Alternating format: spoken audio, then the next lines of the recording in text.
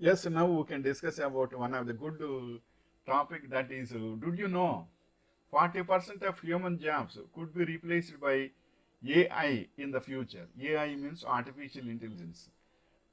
In about 20 years, the future could look really easily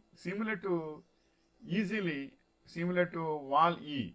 Artificial intelligence expert Kai-Fu Lee said that 40% of human jobs could be replaced by equally capable robots, and drivers might be affected the most. Luckily, there are plenty of cool new jobs you could have in the future. This is the information.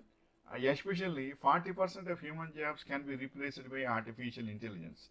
Even though for viewers, verifiers, and rectifiers, all these jobs will be increased again, because artificial intelligence will replace 40% of human jobs.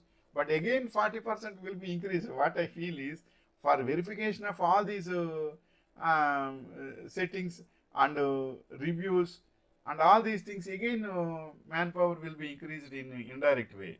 But whatever it may be, this is a good change, and it is giving a very good speed of the content managers, and as well as content developers and machine procedures, all these things. It is an easy process. Wishing you all the best.